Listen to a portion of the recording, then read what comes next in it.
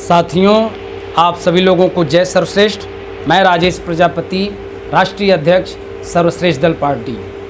साथियों, आज पुनः एक चर्चा लेकर के आपके समक्ष उपस्थित हुआ हूं। जैसा कि आपने थंबनेल में देखा कि अलग राग अलापें खुश रहेंगे, मतलब अलग राग अलापेंगे अगर आप तो खुश रहेंगे। ये है हमारे युवाओं की सोच, अपनी अपनी ढफली, अपना अपना राग।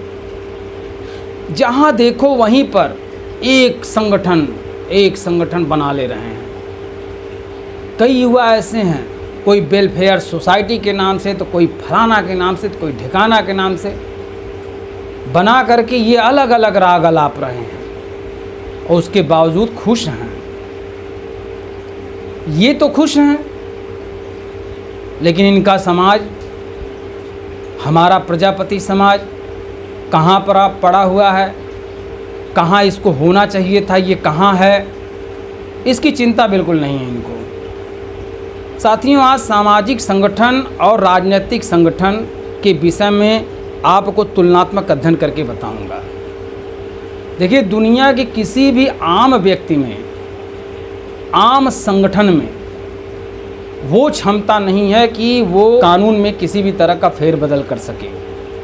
समाज में, देश में किसी भी तरह की फेरबदल कर सके, उसके अंदर क्षमता नहीं है। केवल एक राजनीतिक व्यक्ति को, एक राजनीतिक मंच को ये पावर है कि वो जो चाहे, जैसा चाहे, जब चाहे कर सकता है।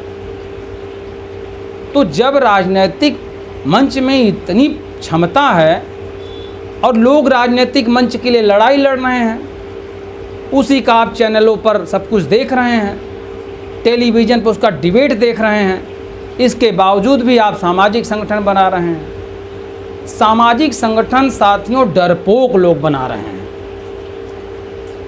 जो सोचते हैं कहीं डिबेट न करना पड़े, कहीं पत्रकारों से सामना न करना पड़े, कहीं किसी पार्टी की बातों को उसका जवाब न देना पड़े, नहीं तो पता चला मर्डर हो जाएगा, हत्या हो जाएगा, ये हो जाएगा, वो हो जाएगा। इस डर से वे सामाजिक संगठन बना करके, यानी एक छोटी सी दुकान कहीं कोने में खोल करके वे सुरक्षात्मक दृष्टि से अपना काम कर रहे हैं।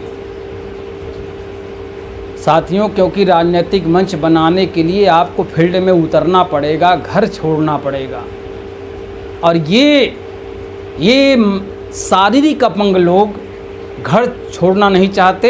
अपने ज़िले में का, अपने सिर्फ सिटी में, विधानसभाओं में भी नहीं, ब्लॉकों पे भी नहीं, सिटी में एक आदमी अध्यक्ष बन जाएगा सामाजिक संगठन बना करके, और एक उपाध्यक्ष बन जाएगा, एक महासचिव बन जाएगा, एक कोषाध्यक्ष बन जाएगा, और बन करके ज़िले में 10, 12, 15, 20 से लेकर 150 तक लोगों को ज़्यादा से ज़्यादा अपने संगठन में जोड़ लेगा।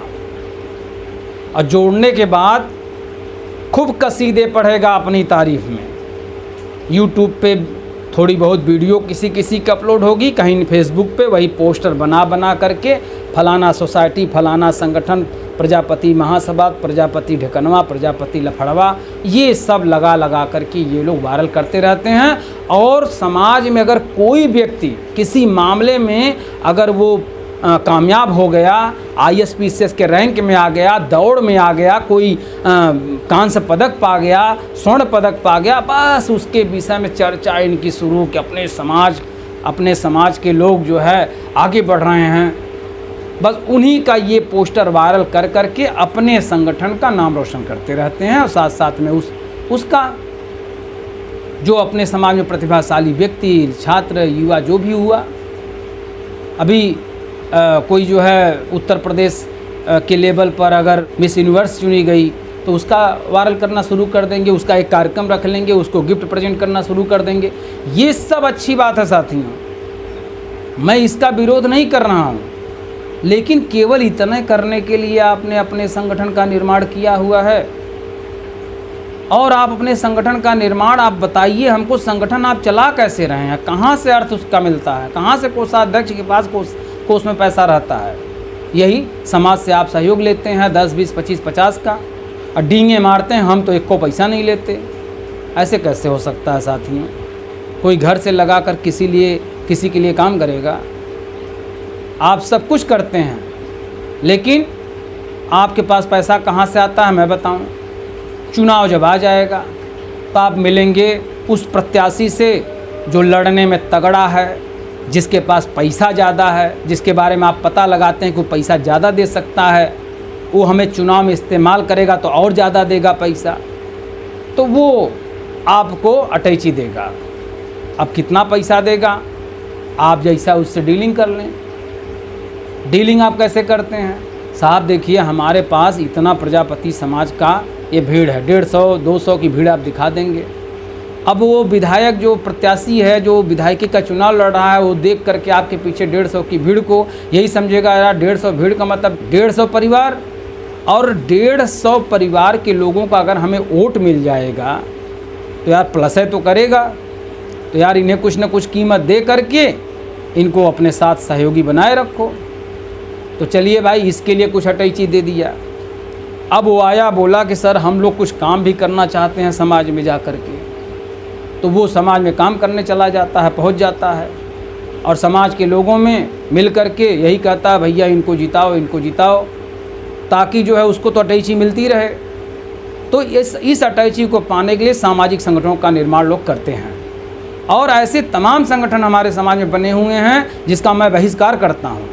साथियों, जब यादव समाज का, चमार समाज का, पटेल समाज का, राजभर समाज ने अपनी एक राजनीतिक पार्टी बनाई, तो ये प्रजापति समाज के लोग अपनी एक राजनीतिक पार्टी पर ध्यान क्यों नहीं दे रहे हैं? क्यों जगह जगह छटक करके काम कर रहे हैं और जगह जगह समाज को बांट रहे हैं, समाज को बेच रहे हैं? साथियों, जब माननीय मुलायम सिंह जी के नक्शे कदम पर आप चलेंगे तब उनकी तरह मंजिल पर पहुँचेंगे। जब सुश्री बहन कुमारी मायावती जी की तरह चलेंगे तब आप मंजिल पर पहुँचेंगे। जब आप ओम प्रकाश राजभर जी की तरह चलेंगे तब आप मंजिल पर पहुँचेंगे। जब आप अनुप्रिया पटेल जी की तरह चलेंगे तब आप मंजिल पर पहुँचेंगे। और आप इन घटिया लोगों के नक्शे कदम पर चल करके सोचते हैं मंजिल मिल जाएगी, तो असंभव है साथियों। बस इन्हीं शब्दों के साथ कि अलग अलग राग मत आलापिए।